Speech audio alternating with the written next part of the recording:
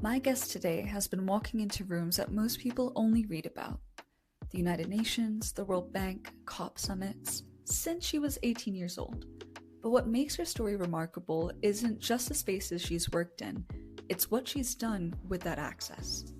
Renata Koch Alvarenga is the founder and executive director of EmpoderaClima, a nonprofit advancing women's empowerment for climate action across Latin America and the Caribbean. A Harvard graduate, she's worked at the United Nations, the World Bank, and the British Mission in Brazil.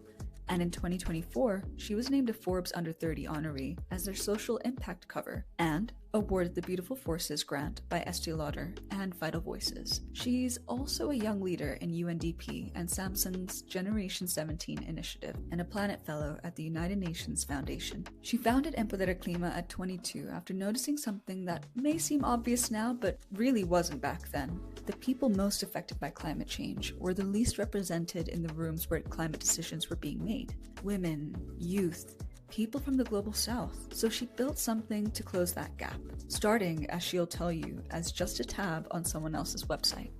In this conversation, we talk about the hidden weight behind the glamour of global stages, what growing up in Brazil taught her about justice, how she thinks about burnout and rest as a serious strategy, and a full circle moment at COP30 that brought her to tears. We also get into what she'd tell anyone thinking about starting a youth-led initiative, and the myth that she wants to bust about doing it right. Welcome to Next Gen Doers. Renata, welcome to Next Gen Doers. Thank you so much. It's so exciting to be here. Of course. So at the time of our conversation right now, you're on the brink of heading to the 70th session of the UN Commission on the Status of Women. How are you feeling about that? I'm excited. As you said, it's the 70th session, so it's a little nerve-wracking that 7 years in, we're still discussing such basic things such as women's rights, gender equality, but it is the main space at the UN where we discuss gender, and I myself have been attending for several years. So to me, it's more than just thinking about the UN, the negotiations, but about being in community with amazing activists that are feminists, that are working at the intersection of gender equality and a multitude of other topics. And it's always just a pleasure to be in New York, and we connect with people from all over the world. So I'm looking forward to it. Yeah, and I mean that community that you've built over the years as well. I'm sure there's a lot of power and inspiration that comes from it. But you've been on global stages since your late teens, which is a pretty unique experience. What do you think is something that people assume about that kind of, lifestyle, if you will, that's a myth, that's totally wrong? There's many. I think it can definitely be a lifestyle that seems very glamorous, especially when we're just seeing what's on social media or, what this global stages presents. And even the UN itself, right? One of the main rooms at the United Nations is the General Assembly Hall, which is all gold and it's so beautiful. It's basically a photo op Mhm. ready, to happen. Mhm. And so these spaces, they can feel very glamorous, but the reality, at least of the conferences, is much deeper, right? We're discussing deep global challenges, global issues, whether it's climate change, whether it's solving disasters, whether it's gender inequality. And so it's definitely a fun lifestyle to be able to go from conference to conference and be in community with incredible people. But I think something that people don't often know is the depth and the weight of the work that goes on to be in these spaces, whether it's funding, Mhm. someone coming from Brazil, conferences were almost never there. Now we've had COP30 in Brazil, which was an amazing change to take a domestic flight for such a big international conference. But I think in general, you go into these spaces, you are carrying the weight of maybe funders or sponsors that have brought you in and you have things to deliver. You're bringing your jet lag. Sometimes you're bringing stress from school or work that you couldn't do as you were getting ready for that opportunity. So I think just like anything in life that involves, big travels or big moments like that requires a lot of compromise. And I think that's maybe something that people might not realize about being able in those global stages Mhm. is the compromise it takes when you are there, what you cannot do, whether it's relaxing, just resting after a long week, or even being with friends and doing your normal young people activities. I feel like we're gonna get into that a bit later for sure, but what keeps you up at night?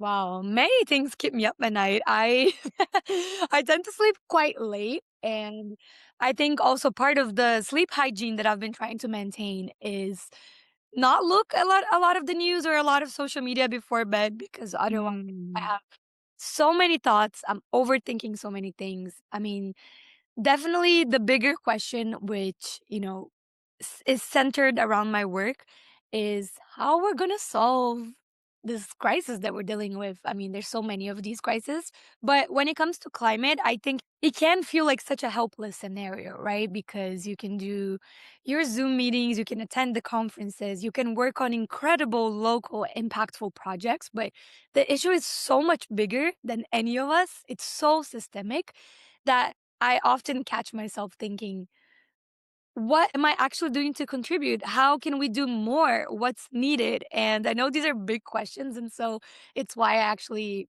try to spend some of my resting time, my weekends, not looking at climate things, not watching the climate documentaries, and just kind of veering off all of that, because it does keep me up at night. And coupled with conflicts, coupled with so much inequity, coupled with so much negative change that we're seeing in the world, as someone that's an optimist by nature, is really difficult. And so I think we have to catch ourselves and hold ourselves onto the good things, the little things, whether it's, a nice tea before going to bed. But I would say the climate crisis keeps me up at night. So fair, so fair. And for our listeners, I have to say, I have seen Renata at COP 28, I think it was, and at the UN General Assembly sidelines just this past year. Renata is one of those people who you will see with a smile on her face constantly and so energized all the time. Um, and she's on it constantly. And it honestly gives me a sense of peace knowing that there's a pause in all the climate news and general news that you're consuming because that energy it requires rest. 100%, 100%. I mean, I definitely think, as you said, I'm on when I'm in these spaces. I know how to almost flip a switch in that sense. I'm going to New York now for CSW, and I know that there's days that are gonna start at 7 a.m. with meetings and end at 11 p.m. with receptions, right? And for those types of Mhm. situations, you have to be on. You're talking with fundraisers, you're talking with policymakers, you're talking with people from so many different places, and you almost need to not bring a different persona, but you got to bring your all your extrovertedness and A game. energy, right, into having those conversations. And I'm pretty comfortable with English, but it's still my second language, and so sometimes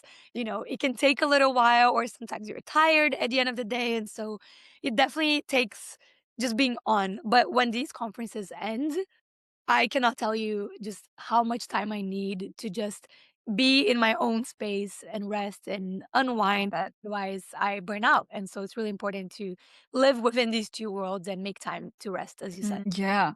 Well, you mentioned earlier about, being from Brazil, and I think that the Brazilian part of your identity, it really does shine through a lot of your work and your representation on global stages. And I'd really love to know if there was a part of your upbringing in Brazil that shaped, let's say, your justice compass.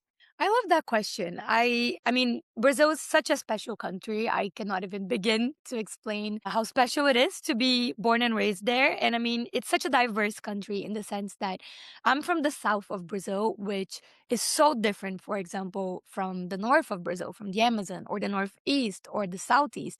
Every area is different in terms of climate, in terms of foods, in terms of accents. Everything changes because it's such a continental country.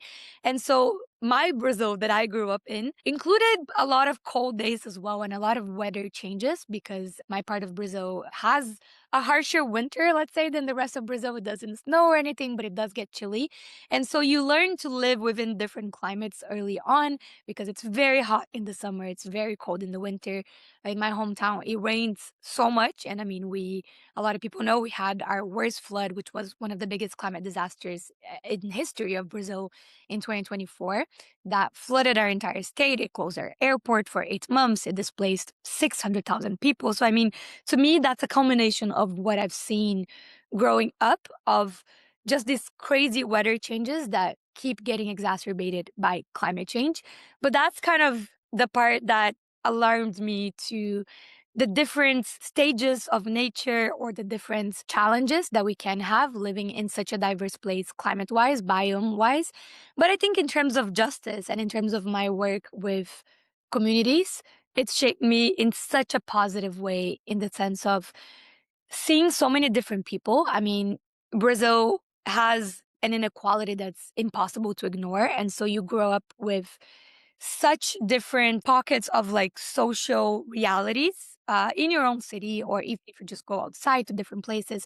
And so you learn early on that, at least in my case, that I had a lot of privilege of being able to go to school every day, to access, time with my family and have a loving family, or even learn English as I did as a child. I mean, that's pretty rare in Brazil. And so there's a lot of privileges that I've had and accesses that I've had growing up in Brazil that have shaped how I want to use that access in the world and how I want to navigate the world. And so I grew up seeing my mom, do a lot of volunteer work. She used to take care of stray dogs. So it was, what was she like doing? So Oh, we would have like 20 dogs in our house at a time that she would clean, take to the vets, and then put them up for adoption. And so, yeah, I loved it. So I grew up with many dogs. So little things like that. It wasn't necessarily related to activism or climate. It was just something that my parents really fostered in me and my sister, to look to your side and see that we need to be there for each other, to help each other, and to have that mindset of justice in any way that we can. And so I grew up with that. And I mean, it got to climate change much later on in my journey when I was starting college. But I would say growing up, I just always knew I wanted to be a part of that change, of that solution, no matter what it was. I didn't know what it was. I mean, I was in the student government in high school. I did, a lot of volunteering hours in schools for small children. So things like that have been a part of my mhm. growing up, and just coupled with the differences of Brazil, whether it's nature or the social justice situation, I think Mhm. it's really framed and shaped who I am. And I try to bring that reality and tropicality and Brazilianness wherever I go. As hard as that sometimes is, I think it's important to bring that identity. No, I see it through and through. And while we're on it, shout out Brazil, shout out mom and dad for their part in bringing you on this journey. So I think it's fair to say that in so many different ways, you're a doer. EmpoderaClima definitely sticks out, of course. And you founded it when you were 22, I believe. And just for our listeners, how would you phrase the gap that EmpoderaClima exists to close? I love that. Yes, I founded EmpoderaClima when I was 22, after, at that point, I'd say 5 years or so already in the climate space. And something I had noticed already as a young person navigating high level global climate spaces for that many years is that these spaces lacked youth leadership. It lacked even women's presence. It wasn't an equal space in terms of decision making, in terms of the negotiators Mhm. that were on the table. And it also lacked a lot of people from developing countries, from the global south, from Latin America. And so the gap that EmpoderaClima sought to close when it first started, and it's still doing that, it's this gap in access to these spaces. And education is kind of the motto and the way forward to close that gap, because I've noticed that a lot of people are incredibly talented, they're incredibly motivated, but sometimes you lack the tools and resources because of maybe where you were born or where you grew up in or just what you had access to. And then you're not able to be using your voice and elevating and echoing your voice in these spaces.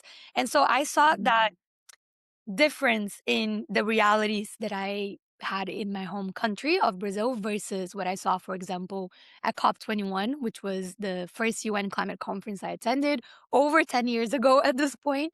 And so that just became very clear to me. Yeah, there's a gap in access of the people that are generally most affected by climate change or that are feeling in disproportionate separate ways, whether it's trying to access, menstrual products during a flood and not being able to because your decision makers didn't think about it, or whether it's Hmm.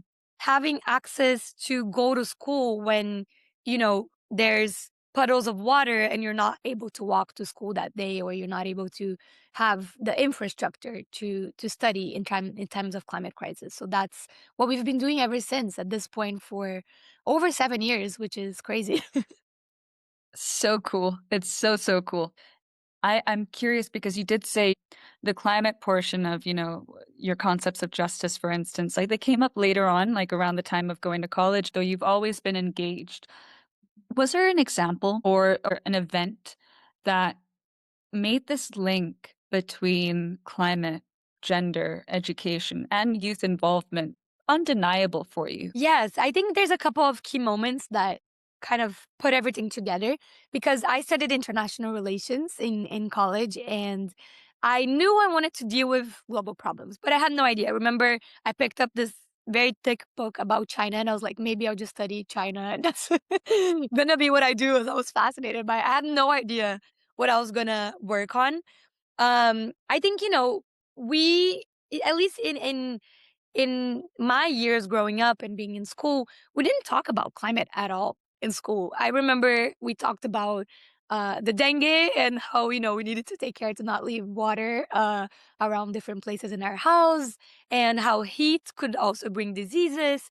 We talked about recycling. So really it was connected, but I don't think I understood that connection until I got to college. And I got to college at such a crucial time, which was 2015, when the 2030 agenda for the United Nations was adopted, right? So the Of course. UN Sustainable Development Goals. And as you know, I was in New Jersey. I was very close to New York City because I did 2 years of my undergrad in the US, and then I ended up transferring back to Brazil and graduating there. But I was so close to everything, and I basically saw things taking shape, like multiple people saying, you have to memorize these 17 global goals, climate action, gender inequality, education, all these things that we need to solve by the year 2030. And it was the same year that the Paris Agreement was adopted. So the same year that Right. biggest global climate agreement that we have was adopted. And I had the opportunity to be a part of that. So I was near the UN when the SDGs were adopted.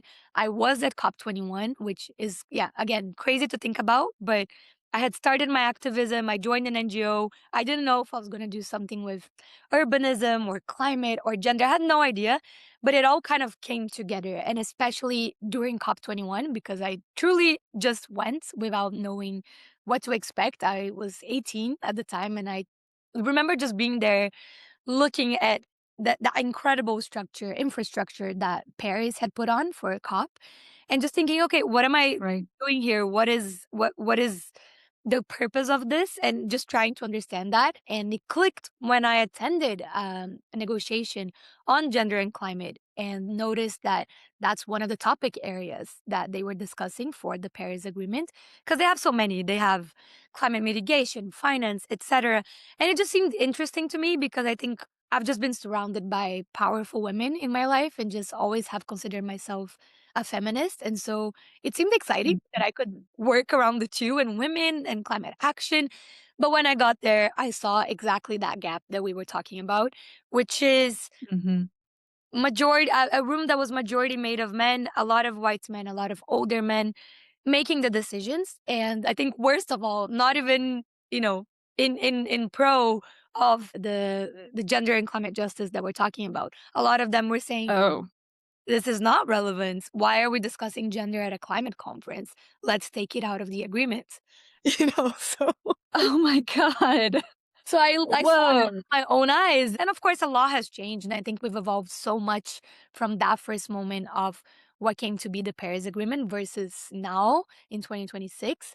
But I do still think a lot of people have a hard time understanding why climate the climate crisis is a social justice issue. So to me, it just Mm. clicked. I was angry. I came back to Brazil and I was like, we need to talk more about this. No one's talking about this. It wasn't on the news. No one was talking about COP.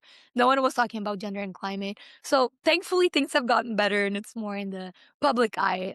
But I would say that was such a defining moment for me. Whoa, I mean, yeah, I would be so angry after hearing that. But what's really cool is you took that anger, what you absorbed from that conversation, what was missing, and then you were building on it. And even, heading to COP 21 and kind of still figuring things out, right? Like what exactly is that I'm going to focus on? And you found the thing that, clicked for you, positively or negatively so, and you went and did something about it. But here's the thing, I'm sure that wasn't an easy journey. And I'm betting that listeners and I would love to know what's been the hardest part about building EmpoderaClima or even leading it nowadays, 7 years on. Yeah, I think what's important to mention too, because I mentor and talk to a lot of younger people that maybe want to create their own projects or want to do something, is, each person has their own journey. And for me, things really took time. So this event that I went to and that changed a lot of my perspectives was in 2015. And EmpoderaClima came in 2019. So it took me Mhm. a couple of years to even mature the idea, because I didn't want to, even back then, duplicate ideas or, you know, not join forces with other incredible groups that were already doing this. So I did a lot of volunteering work at different organizations around Brazil, around the US where I was based at the time, because I just wanted to understand if the gaps that I saw were being tackled, and if so, how, and to see how I could contribute. So Empodera Clima really came because I noticed, okay, we're still not having this Latin American tropicalized kind of perspective to this issue. A lot of times it is global north focused, whether it's European or US based organizations looking at it, which is okay too. But I do think there's a different perspective that you are able to bring when you're speaking to people in their own languages. So at Empodera Clima, since the start, we've always done things in multiple languages. So Portuguese and Spanish have been with us from the beginning, then English and French, because that's the idea. It's to reach people and bring them with you to these spaces. You need to reach them where they are. You need to speak their language. You need to make things more accessible. And so it just took a couple of time to realize that that's what was missing, and even just the way of communicating it. So it didn't come as a big, let's say, let me found a big nonprofit and become a social entrepreneur or anything like that. It was just like, okay, what can I do to help? It was in my head for so many years. Sometimes I kind of let it slide and was, focusing on other things, but it always came back. And I think that's when you know that you need to do something about it. And I mean, yeah, it's been 7 years and I still love the work. I love the impact they were able to have. I love spending Saturdays with my team doing online meetings, and Aw, it just tells me that, it was the right choice in that sense. But of yeah. it does not come without hardships, as you said. And I think, oh, I could spend hours listing the the challenges of, being a nonprofit leader, being someone that's, still in their 20s trying to figure it all out and trying to get paid and paid the bills while doing this work. Mm. It's often not seen as, let's say, paid work, or not seen as something that you should make a living out of, right? Because it's the cute activism sometimes people see, as the performative activism, you post on social media, whatever. But no, it's real work that's changing people's lives. But it's hard to fundraise for it. It's hard to sometimes get people on board, although I will say we have a lot of amazing partners, because I think when people see that you're passionate about something and they see that you have a mission and you have goals, they will support you. And so we've been fortunate enough that early on we've gotten the support of some big organizations, not even financially, but just, to be our allies and come with us to different events, workshops, things that we've done over the years. But yeah, it's not easy to manage volunteers. It's not easy to navigate this underfunded space and to work with so many, issues that unfortunately are being more contentious, right? Whether it's climate, whether it's gender, it's a multitude of issues that is never easy to work with, but I think more than ever, it's something that we need to persist with because it's so important. But I love the work despite all the challenges. Yeah. And it shows. It totally shows. Could you tell me about a moment that you were really proud of, let's say, a project or a campaign that EmpoderaClima has done? Definitely. I will mention our latest one, which I spent most of my 2025 focused on, which is this project called Mulheres pela Resiliência Climática. It means Women for Climate Resilience. And that came out of that scenario that I mentioned earlier on the May 2024 floods in Rio Grande do Sul, in my home state of Brazil, because it truly just showed not only our community, but the whole country that the climate crisis is here, right? I mean, when you have a flood like that, that disrupts everything. I mean, what happened at that time was that people from all over the country came to help, and people were in boats, people were sometimes in jet skis, like trying to like help others and come from different parts of the country, because it was, I think, such a visual of what the climate crisis can do, right? And even one of the famous visuals that we have from that time was actually a horse that was stranded in a roof of a nearby city. Yes, I've seen Yeah. this. You've seen it? Yeah, yeah, yeah. Yes, Yeah. that horse was named Caramelo. Caramelo is like what we call like any like golden stray dog in Brazil. We call them like the caramel dog, the caramelo. So that's, people say that's like the symbol of Brazil. And so that horse was, named Caramelo. And it was such a symbol of, the lack of power that we have in that situation, right? And so to me and my team, because I mean, we spent months thinking about what we could do to help and what more we could do, not only, on the front lines to help, but in the long term, how can we make sure that we're better prepared for another flood like this or for different climate disasters? And what came to mind was that idea of power. Like, how can we empower ourselves and each other to deal with this, especially, again, from a youth and feminist perspective, because that's what we work with at EmpoderaClima. And so we launched this project, the Women for Climate Resilience Project, where we delivered disaster preparedness trainings in different parts of Brazil. So we went to Belém, where COP was in the Amazon last year. We went to Recife in the Northeast that also had devastating floods a couple of years prior. And we went to my hometown, to Porto Alegre.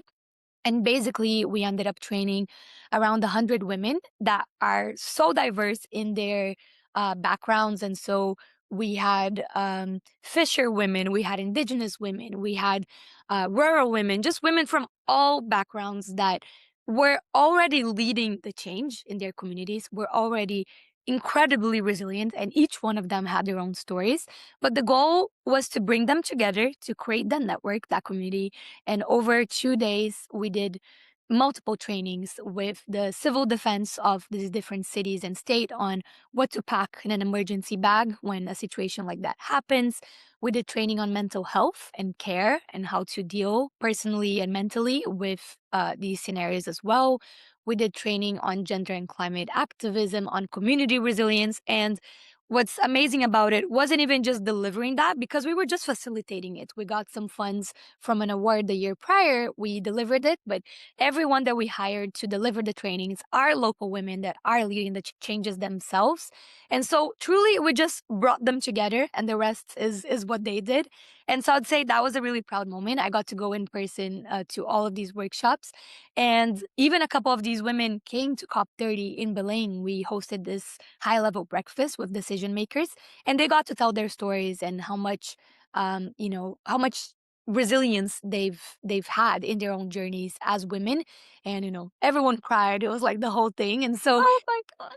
it just showcases the strength, the power, the resilience that women naturally have. I think everyone can, that everyone knows a strong woman out there, that it may not be that they survived, a disaster, but in their own lives, in their own marriages. I mean, we could go on and on, right? Talking about how powerful women are. And so that moment just showcased to me how much collective feminist power does to solving things. And I think if we had those women in power, in the city hall, state governments, federal governments, we wouldn't be in a lot of the bad situations that we're in just because of how incredible, how resilient, how innovative, creative they are. I was just going to say a little bit louder for the people in the back, please. But I would have loved to have just been a fly on the wall of that breakfast. That sounds beautiful.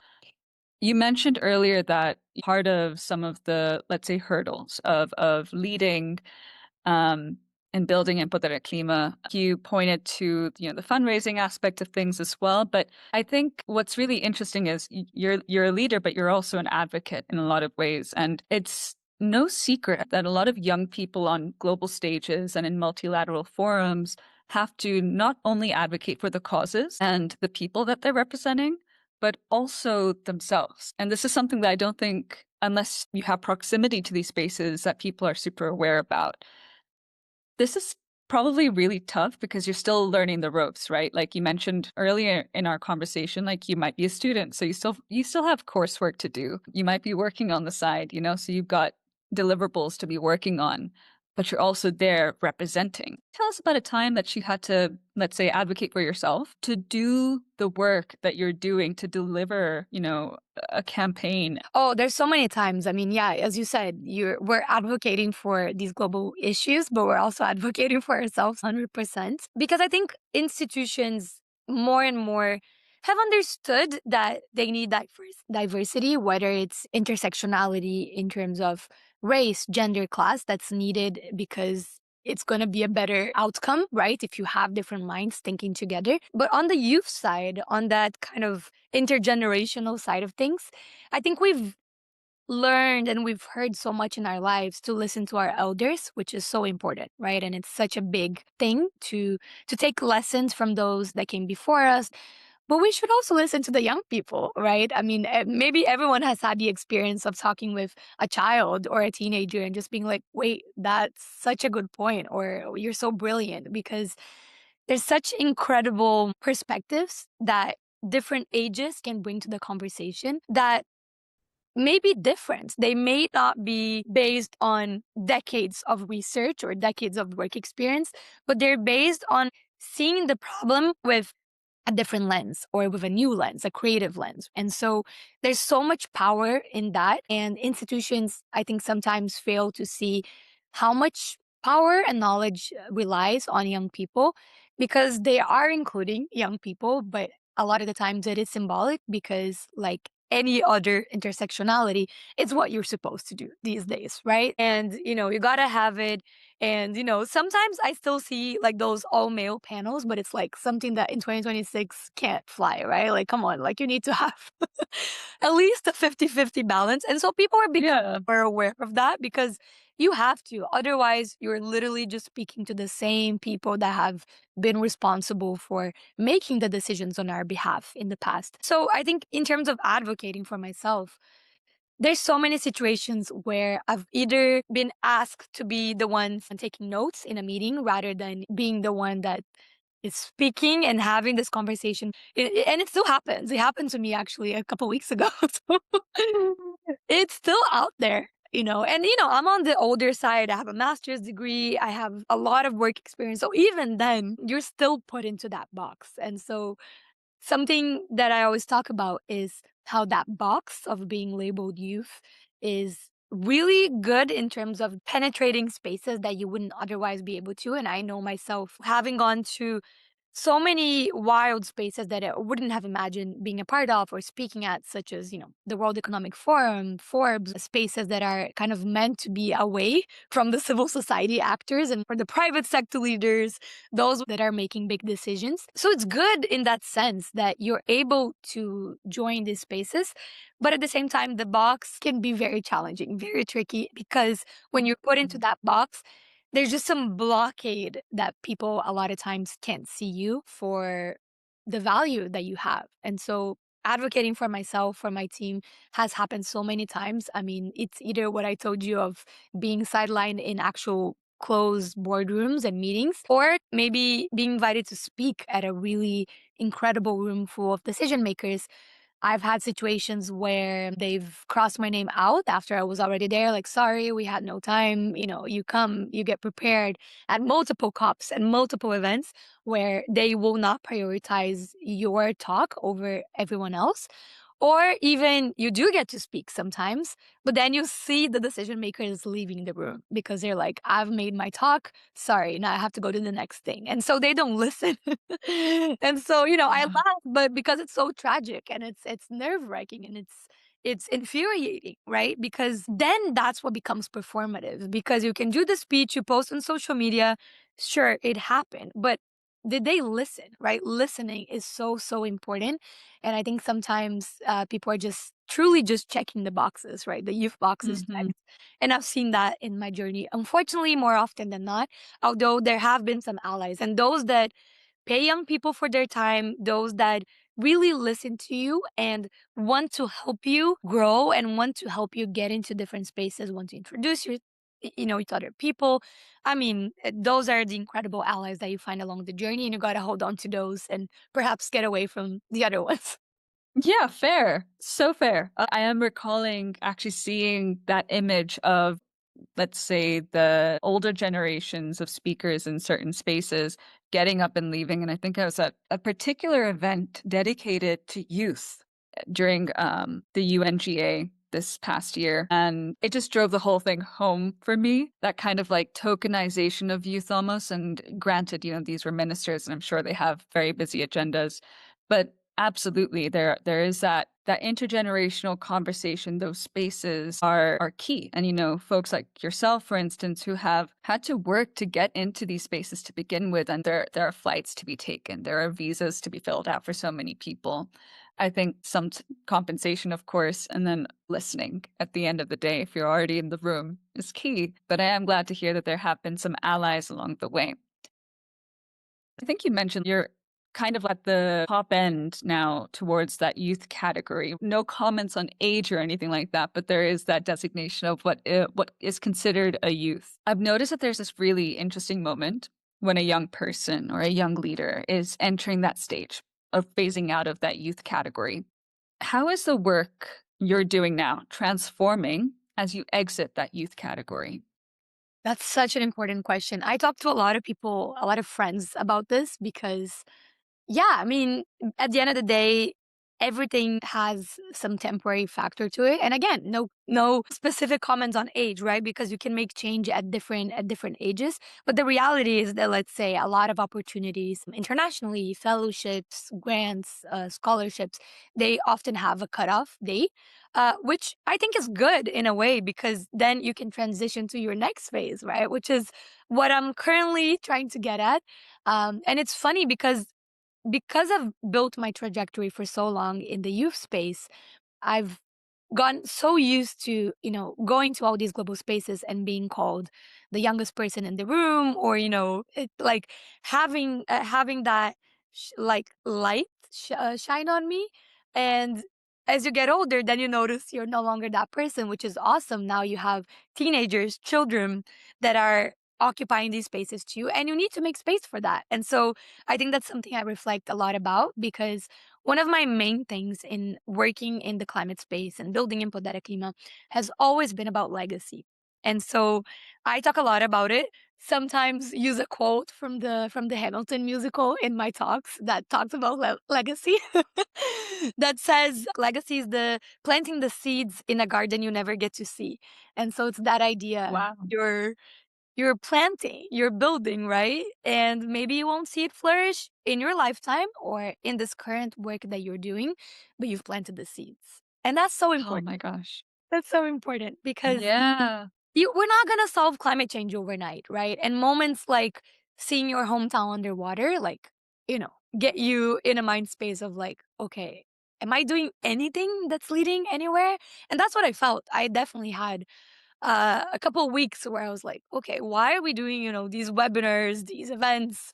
And then people have lost their homes because of climate change. Like, you lose your sense a little bit there. And so you have to go back to, no, you're doing the long ride. You're taking the long ride, right? And education is the Yeah. long ride. Investing in young people is the long ride because these young people, hopefully now, but if not, in the near future, will become those decision makers that we vote for, that we elect. And we're already seeing that a little bit all over the world, right? Where it's young Congress people, young mayors, young people that are taking over that probably were invested in earlier on, not even just, financially, but people believed in them somehow. And therefore, they're now in these spaces. And so I hone my current moment into continuing to build that power and that legacy, no matter what brand I'm under. I don't think it's ever going to change that I'm going to be someone that's an ally to young people and believes in young people. So I hope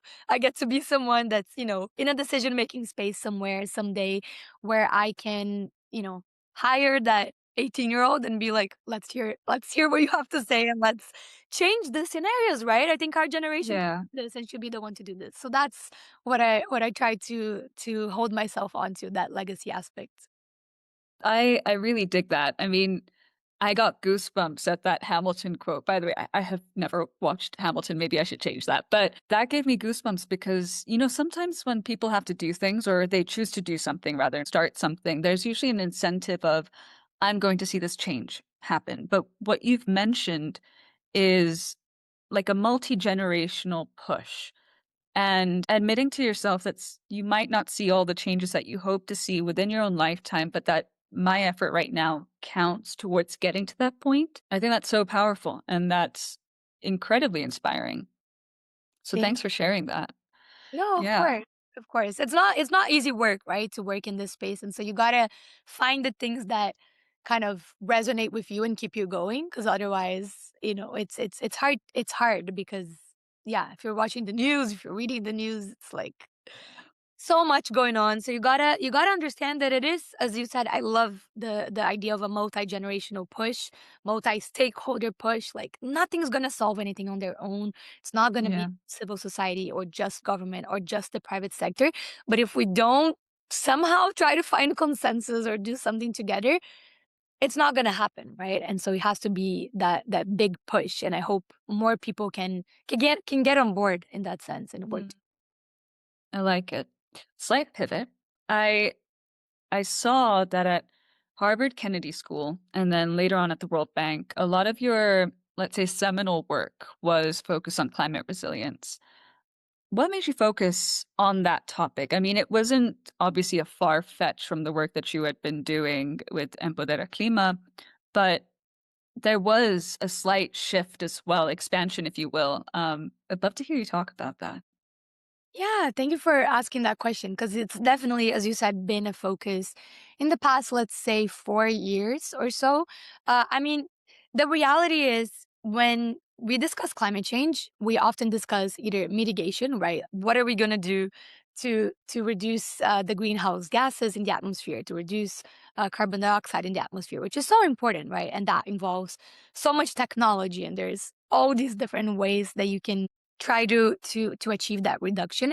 But there's also something called climate adaptation, because the reality is that climate change is already happening, as we've been discussing, and we need to do something about it, right? It's not only about preparing for the future, it's dealing with the present, because Mhm. to me, that's what's really interwoven with social justice. It's people that are already feeling it, which is unequal. That's what climate justice means at the global level, right? It's some parts of the world are feeling it more than others. And even, like countries in Europe or the US, you are feeling it, and you see that some neighborhoods or some parts of the country feel it more than others. And so that's what climate adaptation and resilience focuses on, is how can we focus on supporting people so that they can be better prepared given a scenario where a climate disaster is already set to happen, because we know that we have all these floods, all these droughts, all these heat waves that come our way, these blizzards, every big weather change, right? And so knowing how to prepare best for that, having that access to the resources, is key, because that will reduce so much of the destruction. I don't think people fund or realize that enough. And it's not even me just thinking, just looking at the statistics, you see that foundations, governments, institutions, they often put a lot of money into the reconstruction of a disaster. Right.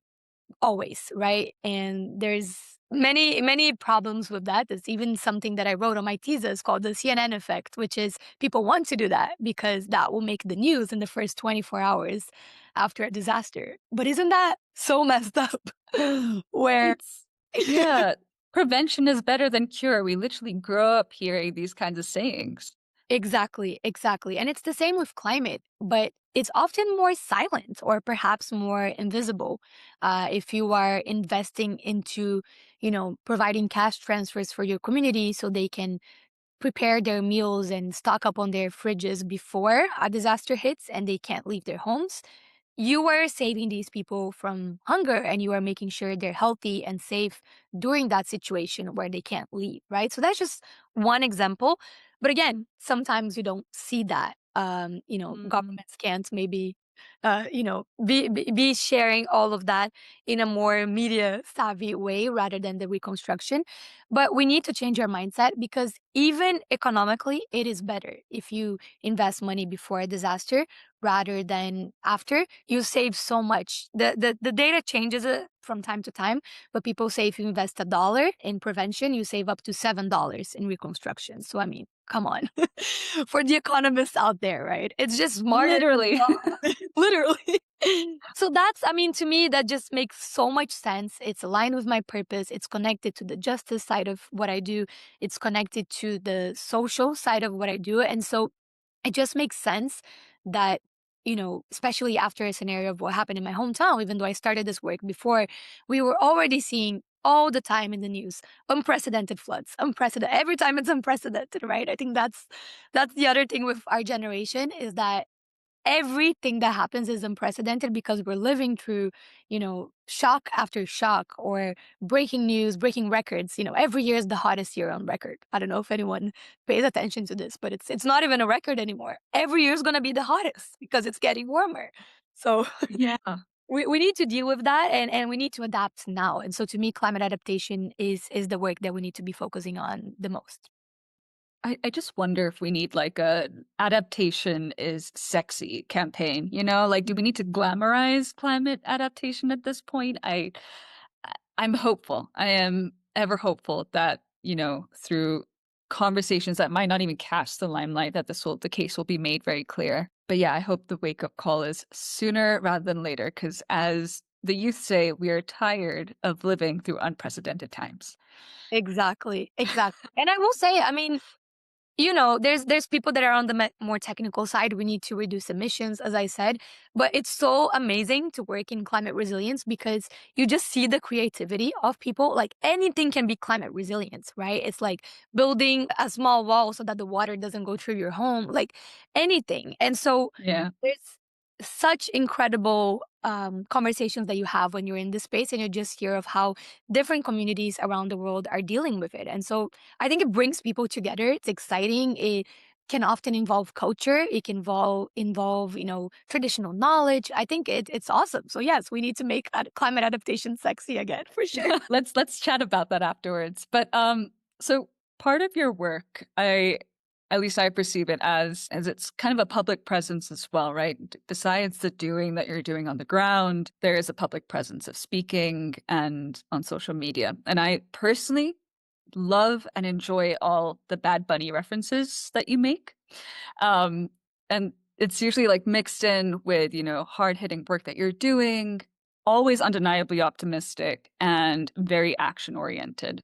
But social media is no doubt a very difficult place to be in for long periods of time and then also to work in for reasons that are pretty well documented at this point, I would say. How did you decide to show up on social media and balance that with your well-being? Yeah, that's a tricky one because I mean, everyone is somehow connected to social media, right? Even if you personally chose to not have it, let's say someone around you is scrolling on their Instagram or on their social media. And so this is our world currently, right? Not just social media, but just being connected. And to me, I think the over connectiveness, because the work can be so heavy, because it's so energy draining sometimes when you go to these conferences, you're meeting thousands of people, you're speaking different languages, whatever else. I think I just find that I have this need to power up in some other way that's not scrolling, because sometimes people talk about this, but about feeling more drained, right? When you're just scrolling and maybe seeing content that you don't want to see, that doesn't interest you. But at the same time, I do agree and believe that it is a powerful tool, and actually started using more actively, not early on in my activism. I started using when I started my master's at Harvard, because I was like, okay, what an incredible opportunity. What a dream come true. I need to show people that, I'm here, that it's possible, that, this is everyday life, kind of try to bring people closer to it. I felt the need, because to me, it was such a surreal experience to be in a place like that I had dreamed of for so long. I was actually there. I was one of the only Brazilians in, the entire School of Public Policy, and the only one in my program. And so I was like, okay, let's bring people closer together. And I started having amazing conversations with people that then went to apply, or that wrote to me that they got the courage to apply to these big things, because my whole thing is apply anyway, try anyway. Because people that know me, before I did my master's, know that I thought it was a joke to be in a place like Harvard or apply to these Ivy Leagues, because I thought it couldn't be further away from what I could do.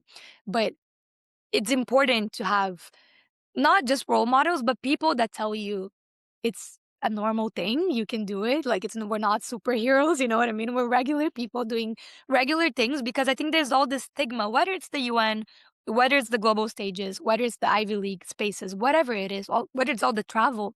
So it's important to me to showcase the reality of it all. Of course, if you're just really tired on a Sunday in your PJs in bed, I'm not posting that, because no one is. But at the same time, if you can at least have conversations with people and have interactions where you can just bring it all closer to everyone else, to me, that's the most exciting part. So I definitely fluctuate. Sometimes, Mhm. it's an exciting space, and I share it with a lot of people. I just shared recently on social media, on my stories, that I've started moving more, working out every day, and I'm feeling so good. And a lot of people responded like, me too. Let's keep each other accountable. So it's awesome for that too. You're connecting, because Yeah. I'm not often in a place with a lot of my friends. I have friends scattered all over the world. So it's hard to have community in one place, which is, I think, the not so good side of being, such a global person. But I think in social media, you can find community and you can find opportunities. I'm not going to lie, because when you are able to put your portfolio out there, not just on, Instagram, but, the LinkedIn, which I know is like a love and hate relationship. A lot of my friends hate it, but it's useful, and, you can network and you can build bridges that way. So I think you have to take it with a grain of salt, and you got to find what works for you.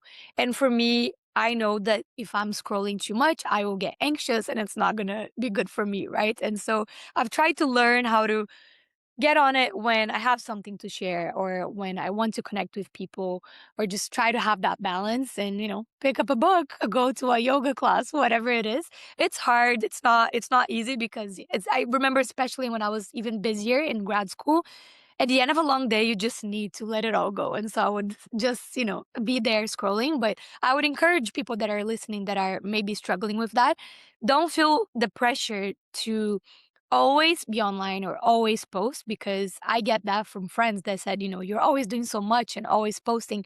But that's often not the exact reality. Maybe I'm posting late, or maybe I took several hours to record that 20-second video that I posted on Instagram, and it's not so great. And so I think sharing that and just building more reality in these spaces is super important to me. So Absolutely. And I think the weird thing is that social media itself has changed so much, I think, in the last couple of years. And yeah, our relationship with it and its like entrenchment in our lives and, livelihoods being attached with it as well. It is going to be one of those things that we learn to balance. But it's really great to hear that you've, kind of intentionally also distanced the everyday usage of it as well. But I know it's a balancing act, right? It takes time.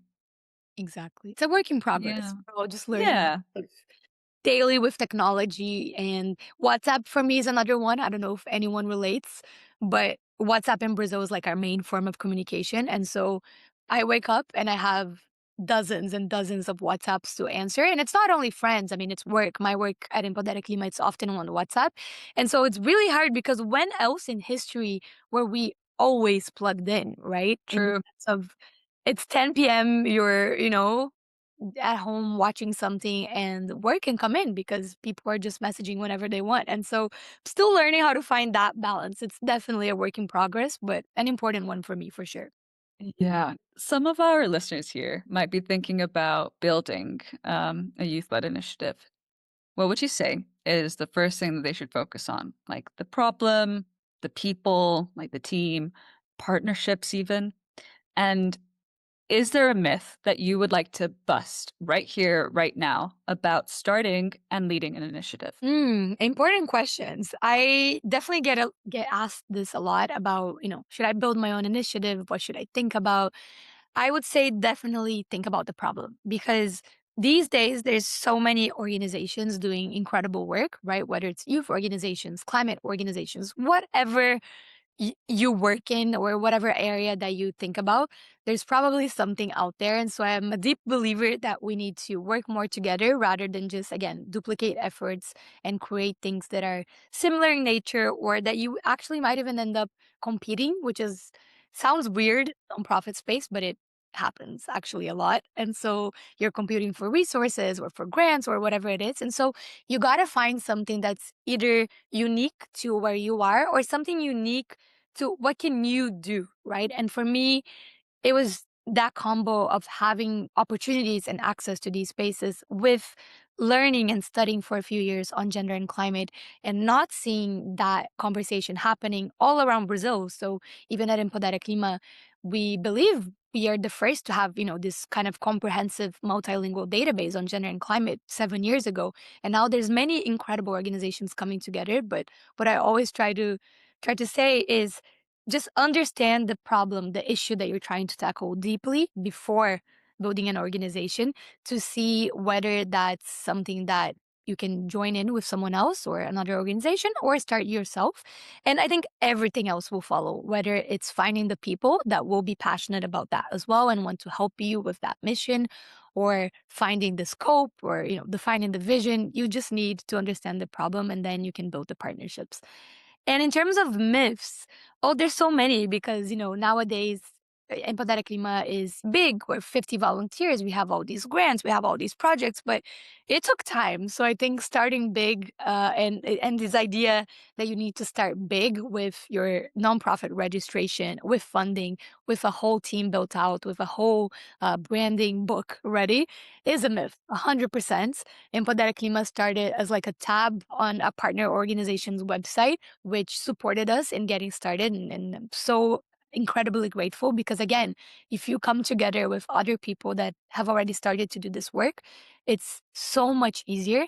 And you just kind of learn the ropes along the way. So finding that mentorship and taking it day by day, understanding that you can't compare yourself to maybe someone that has a ton of funding or maybe is in a different country where the resources are easy because, for example, in Brazil, opening a nonprofit or registering yourself as a nonprofit, your organization is a very difficult process. I think we started talking about it in early 2022 and the registration came in December 2024, actually on my birthday on December 9th, randomly, which was crazy. Whoa. Oh my gosh. I know. So it takes a while. I mean, of course, we took a long time to even find a pro bono law firm to help us and do all of that.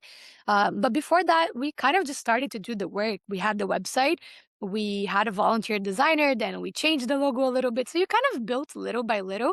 Of course, not everyone has to do it like that, but I was 22. I was just out of college and I was like, okay, we need to get this started and we'll see what happens. And so now is the time, 7 years in, that we're even starting to understand in a more robust manner how you measure impact in the more kind of different ways and qualitative methods, etc. So I was definitely not a social impact expert when I started. I still am not, but you just learn along the way. And whatever you can't do, which at least for me, it's a lot that I can't do, you find the people that are better at you at it and you bring them with you. And so that's what I've done in my journey. It didn't start big, and that's a myth. You just need a problem that you want to solve and the passion to do it and to spend time with. tackling it, because it's a lot of work as well. And I mean, the word that kept coming to mind as you were, telling us about that is scrappy. Like, be scrappy and start. I think that's a big one. Get started, and things will build and snowball along the way. But you just have to get started to get that momentum going, Agree, 100%. I can tend to be right? a perfectionist sometimes, but I'm telling you, you will never achieve that perfection because it doesn't exist, right? And you have to embrace that imperfection. So there's definitely always things that could be better. But I think what's allowed me to continue to do this work and to go through different situations and manage volunteers, which is not easy because you're trying to get people that are so busy in their own lives to come together, is that nothing is crazy urgent that you need to kind of lose sleep over it. You just take it day by day. If that hasn't been built yet, we're going to do it. And, you just kind of go at your own pace. And that has helped me kind of keep momentum, but also take our time so no one gets burnt out, no one gets super anxious or stressed. Because to me, that's when we lose sight, which happens a lot, I know, in a lot of workplaces. But to me, then it's like, why are we volunteering our time? We're already doing this, a lot of us outside of our working hours or school hours. It needs to be joyful in some type of way, right? So what you said about the Bad Bunny and all of that, that's pretty important to me. I just went to a J Balvin concert earlier this week, which is another reggaeton star that I love. And so you gotta find these moments. And honestly, my motto this year, I'm going to a reggaeton festival later this year too. It's like, find moments to find that joy for yourself. It doesn't have to be in your work, right? I think for me, a lot of times it was in my work because I love seeing, my friends in the spaces. I love talking about social justice and climate action. But you gotta also have stuff outside of that so you can keep your sanity amid these crazy times. I absolutely love that. I'm actually going to take a page out of your book. We're nearing the end of our conversation over here, which breaks my heart because I'm really enjoying this. But let's take a moment of reflection. Your first COP was 10 years ago. And it was a pretty important one at that as well. How do you look back on this decade of work that you've been doing? Are you proud? Are you content? I'm proud for sure. I think I had no idea I would kind of still be doing this 10 years later when I attended.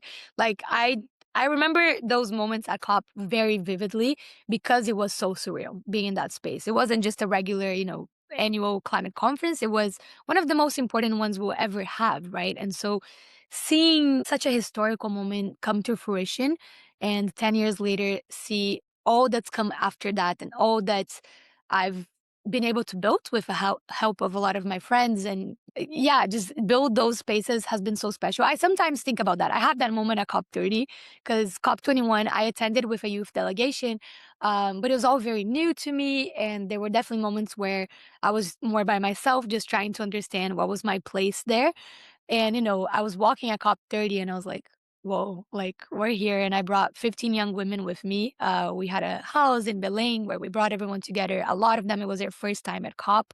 So it was a very full circle moment for me last year to walk across those halls, even though they're always different, they're always in different countries, but somehow in a weird way, COP always feels the same. And so I remember when I arrived in Belém and got off the plane into, the airport, it said like COP30 Brazil. I was so emotional because I was like, okay, we never thought this could happen. It's like it's happening in our home country.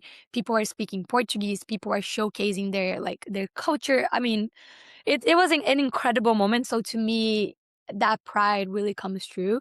And it definitely keeps you humble because 10 years have passed. Things are not getting any easier, right? And so I think climate work is slow, but it can be rewarding for sure, especially because of the people that you work with and the people that you're able to bring with you along the way. And that's something that I think I've gotten a lot of pride out of, just bringing others with me wherever and whenever I can. I think we mentioned earlier, like the people, the allies that you have, and then peers who are doing similar work in different parts of the world. There's probably an energy that helps to make it familiar year on year in different countries as well.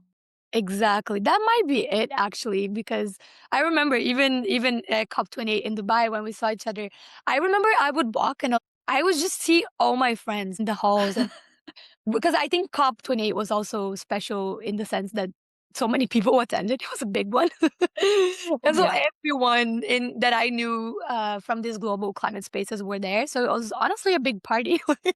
Like it was a big joyful moment, despite, of course, challenges of the actual negotiations and, all the criticisms that I have with also what COP has become and it being more of a festival rather than that. So when I say party, I say more that celebration of community, as you said, and just being with people that you love and you see on your computer screen, but that maybe once a year you get to see a cop and hug and have a coffee together and just, exchange kind of deeper things, because to me that also keeps me going. As you said, it's the energy and passion that people from all generations truly bring to this space when we're all there for the same reason, which is trying to save our planet. Absolutely. My final question for you is kind of a full circle moment from the question I asked towards the start of our conversation. I want to ask you, what gives you hope? Good question. Good question as well.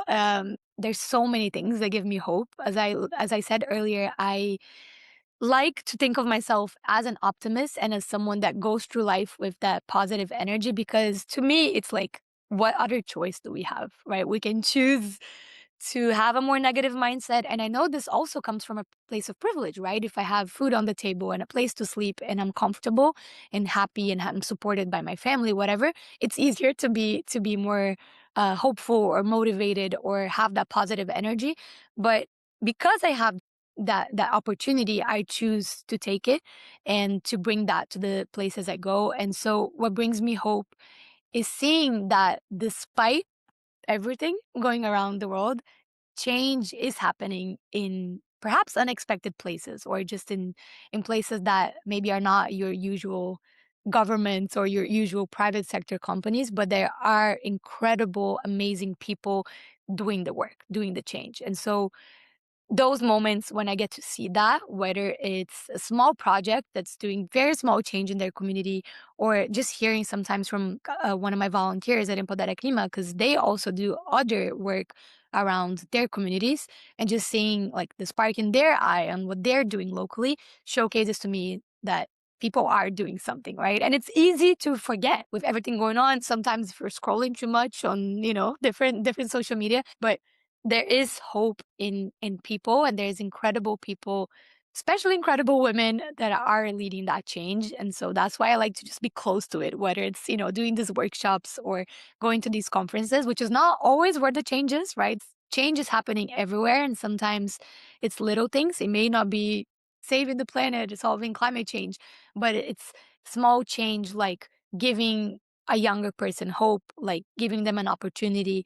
The work that teachers do in schools, I mean, that gives me hope. I mean, education, like there's no more to say, right? I mean, at Empodera, we go to schools, we do this work, talking to to students, to teenagers about climate justice. But those teachers, they give me hope. And we actually went to a school in my home state where they were 4 meters underwater during the floods. So the school was destroyed. And when we went there to do one of our workshops, it was so beautiful, so colorful. Like they truly got to reconstruct themselves. And those young students, they were so happy, so excited to like learn about climate justice, get involved.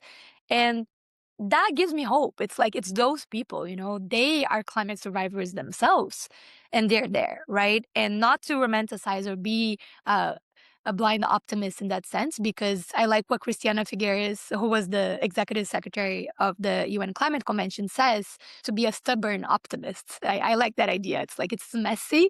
It's not always going to be happy days. And I sometimes wake up really annoyed or have a headache from working too much the previous day, whatever it is. But be a stubborn optimist means pushing and pushing towards positive change, even when the tides are against you. And not those everything that you bring to this conversation, I'm going to be taking it with me. Thank you so much for taking the time to tell us about your journey, about building EmpoderaClima, about the part of your journey that you're in right now, and for doing the work that you do. Thank you for being with us here on Next Gen Doers. Thank you so much for the invite and just for the chance to share a more reflective side of things. So I'm really thankful for the space. That was Renata Koch Alvarenga, founder of EmpoderaClima, ecofeminist, climate resilience advocate, and someone who has been doing this work since before most people knew what a COP was. There were a lot of moments in this conversation that stayed with me, but the one I keep coming back to is her idea of being a stubborn optimist. Not someone who ignores how hard things are, Renata is clear-eyed about that, but someone who makes a deliberate choice every day to push toward change anyways. She did that when her state flooded, and even when negotiations move slowly and the world feels like it might be going in the wrong direction. She also said something quietly powerful about legacy. Often, gratification is what drives people to build things, but Renata recognizes that much of her work, while impactful in the present, is about sowing seeds for big changes. And her advice for anyone thinking about building something? Start with the problem. Start scrappy. Don't wait until it's perfect, because it never will be. If this episode resonated with you, share it with someone who needs to hear it. And if you're enjoying Next Gen Doers, a review goes a long way in helping more people find the show. You can find Renata and EmpoderaClima in the show notes. Her work is worth following closely, especially if you're a reggaeton fan. Until next time, go do something.